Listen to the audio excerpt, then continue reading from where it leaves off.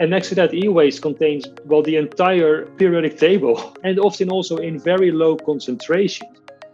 Welcome to the Knowledge Archives podcast. We're a group of students on a mission to learn from as many different disciplines of knowledge as possible.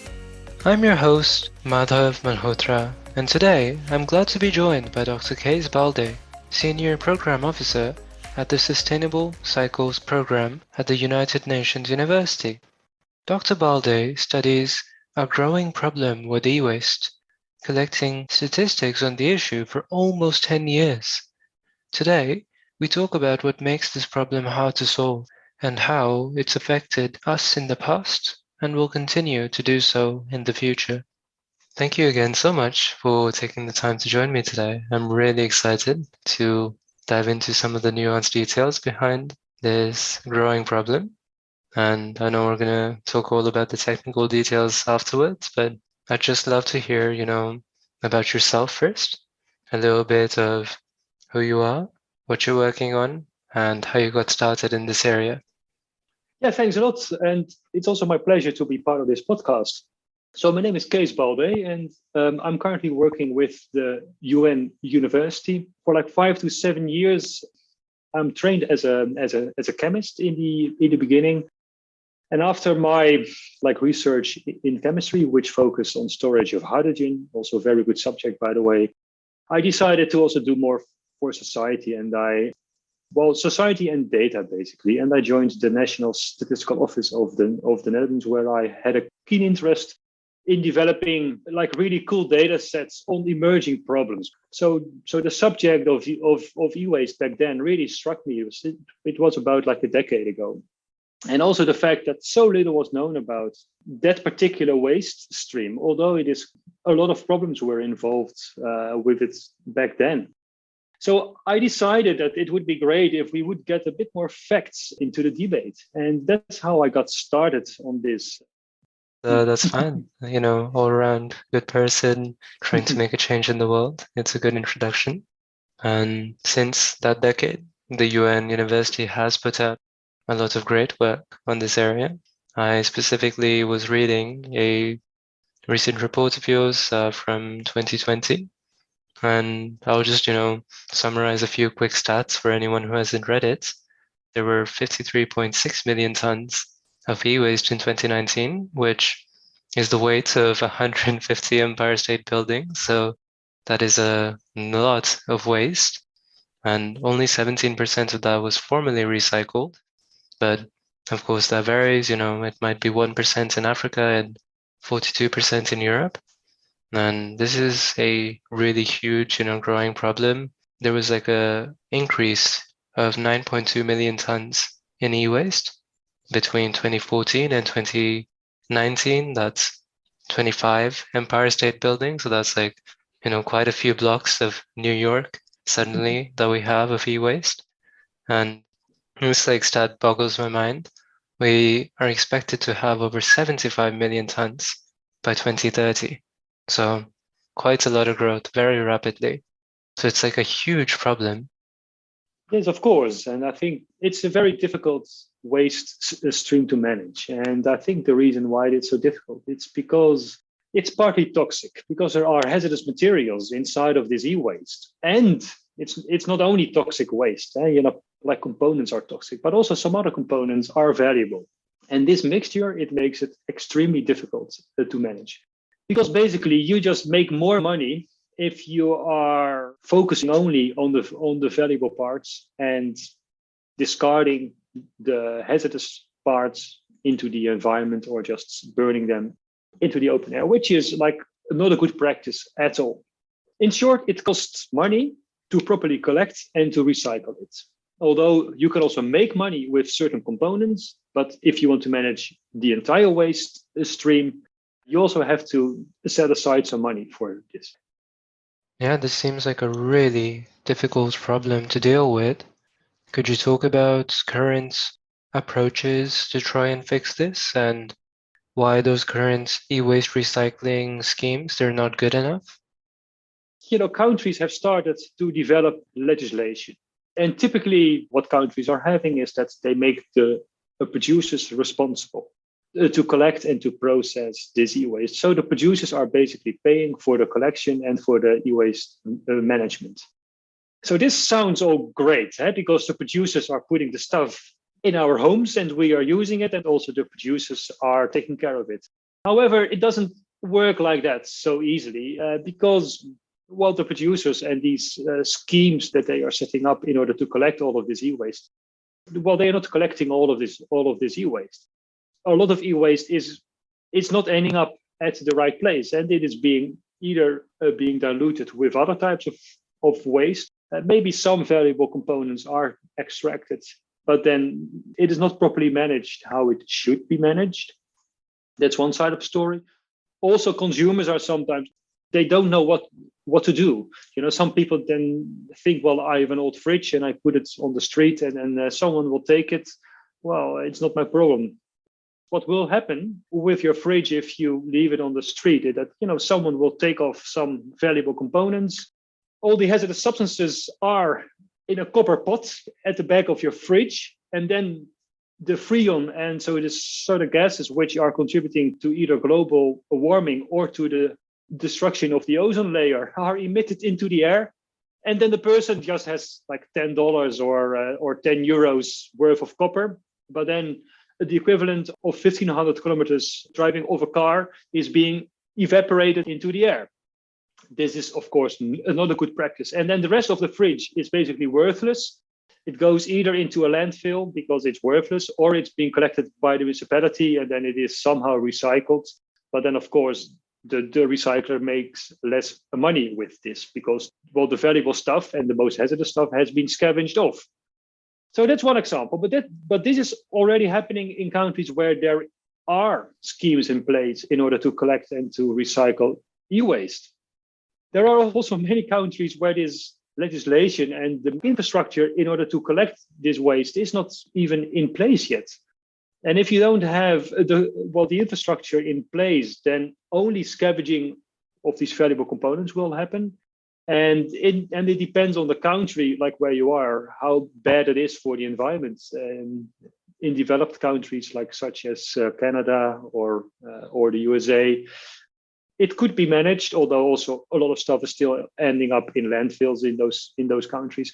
However, if we go to Latin America or to Africa or parts of Southeast Asia, there are many people in the informal sector who are making a living out of waste. I wouldn't even call it management because it's basically with very simple techniques. They are taking off some of the valuable components, so they are smashing the lead containing screens from the big CRTs that we all had, and they are smashing it with hammers and taking off some of the valuable materials, and then all the dust they just inhale it and it goes into the environment. And a lot of research has actually shown that these people who are working on these sites are really poisoning themselves and also poisoning slowly the communities where they are living in. So the toxic substances are found in mother's milk and also causing already damage to the fetus.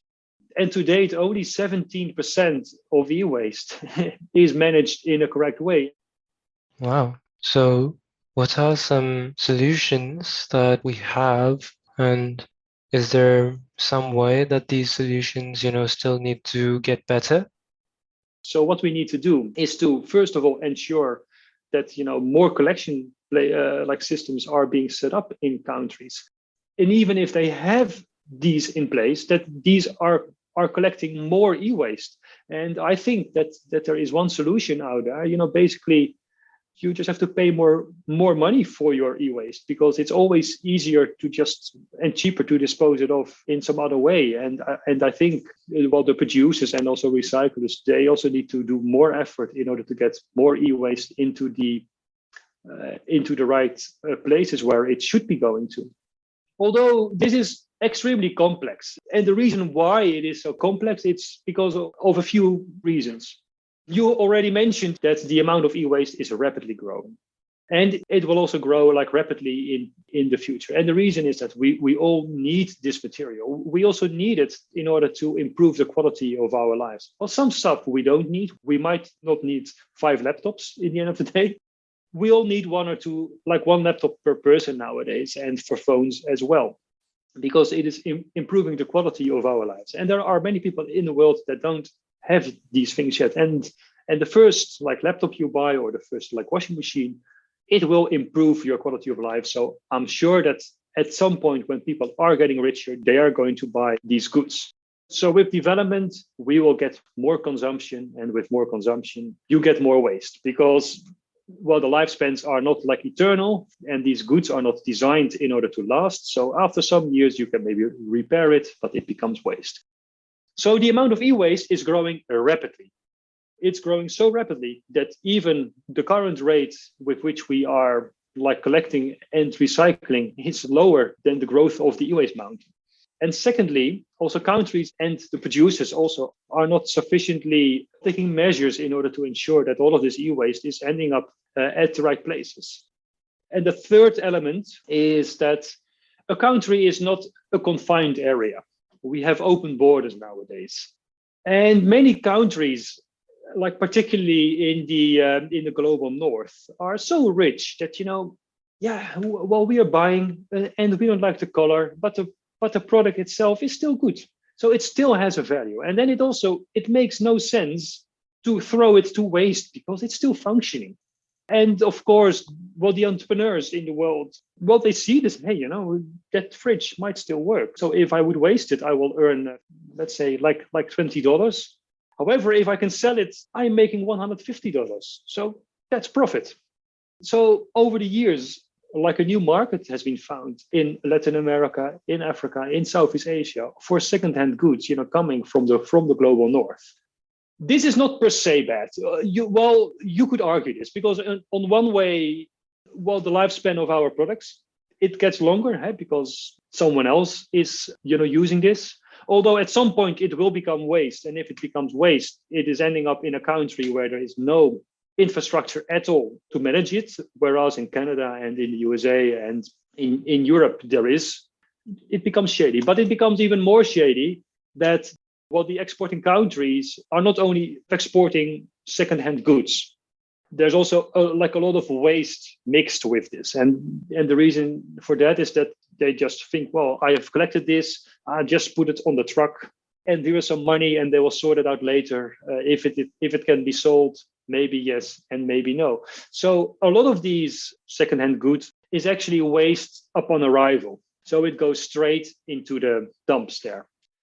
That's a very eye-opening statement, to think about all the things that we put in the recycling bin, how they might just end up around the world and maybe someone else is, using them for years after we're done with our devices.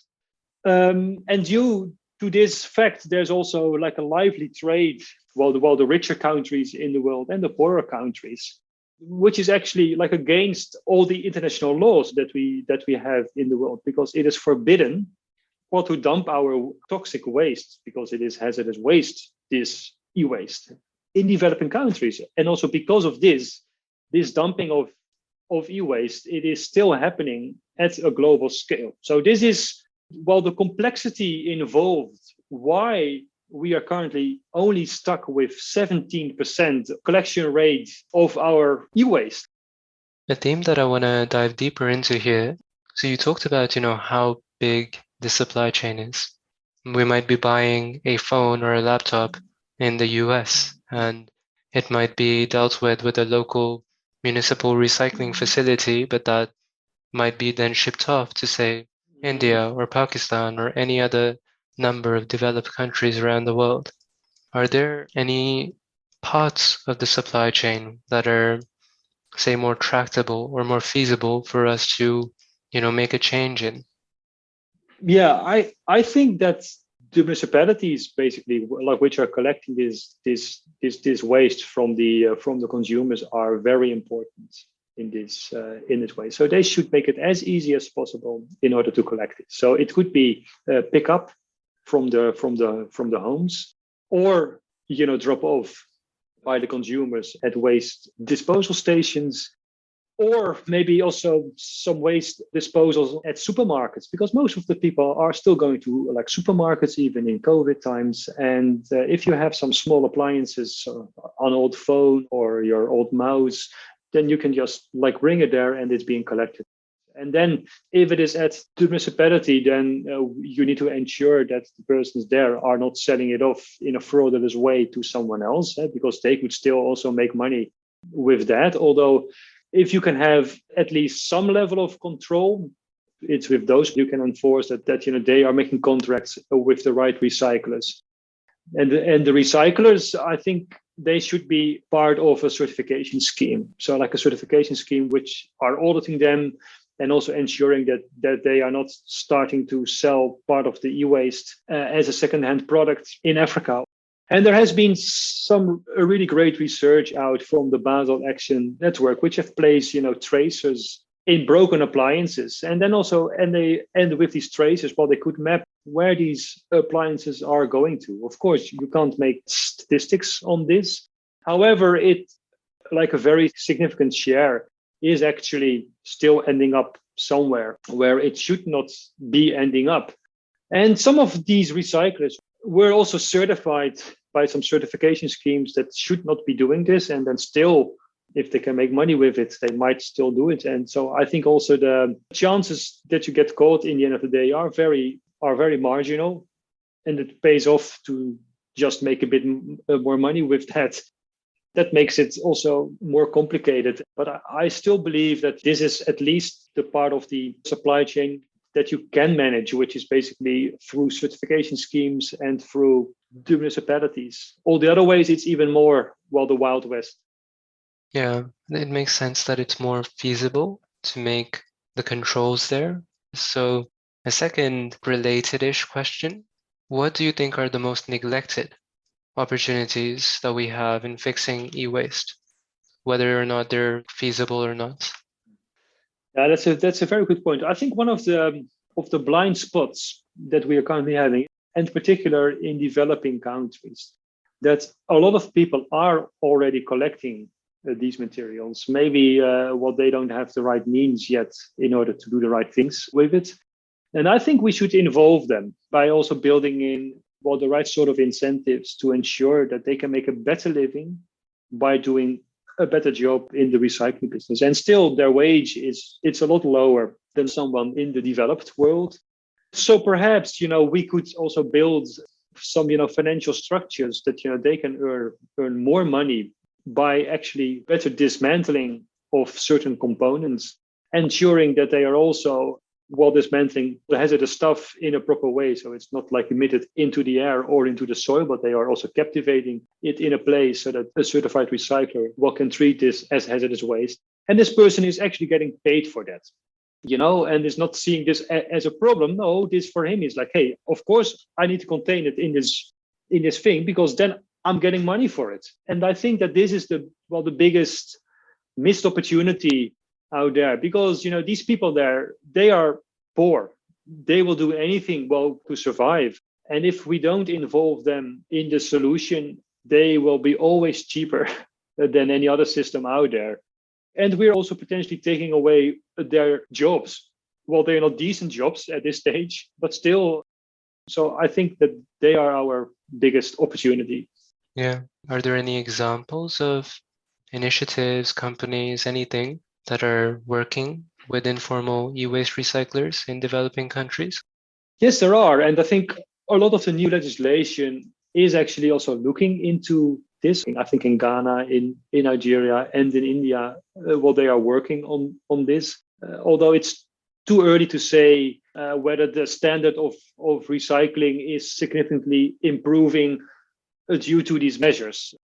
There are some novel sort of initiatives out there. There are some companies out there which would like to say, I am waste free. And then they could also then compensate the waste they also generate by collecting this e-waste in the developing countries. And there are some startup companies who are actually doing that. Although I think with these things, you also have the problem that you need to be sure that all of this is done in a transparent way. And I think it is a nice solution in the meantime in order to get some money into the system. Although I think for the longer term, also more structural solutions are needed. That makes sense. And my last question for the day, when you were talking, like I can tell, but drawing some parallels between e-waste and plastic waste, do you think there are any things about e-waste that make it either a easier or harder problem to solve than these other circular economy issues? A very good question. Well, I think having a true circular economy for e-waste, although it's also hard for plastics, by the way, because of the quality of the plastics, it will be hardly the same unless we go for chemical recycling or something like that. But I think for some components within e-waste, circular solutions do already exist. We can refurbish laptops. We can recycle the gold in the printed circuit boards. However, certain trends are making it more and more difficult. We are starting to manufacture cheaper and cheaper, which also means that the quality of the recyclates are at risk. So a printed circuit board, it contains 3 times more gold a decade ago than it currently does. So it becomes also more difficult to take it out. And next to that, e-waste contains, the entire periodic table, and often also in very low concentrations. And that makes it very difficult to get all these substances back as secondary raw materials if the concentration is marginal, and sometimes it's even mixed with other metals, and they make such strong bonds that it's almost impossible to take it out in a decent way if you are able to separate it. So these things make it, very complex because it's designed in a much more complex way, than plastic. And secondly, it's more complex because it is a lot more hazardous in the end of the day. I think packaging waste, it is a big problem, but packaging waste is not hazardous waste. You know what I mean? And all the plastics in e-waste, for instance, like most of them, they contain flame retardants because it has to be safe. So you don't even want to recycle them because you don't want these, toxic flame retardants in your plastic bag, So it is on one hand easier. For some metals, it is easier. And for the other materials, I think it's more complicated.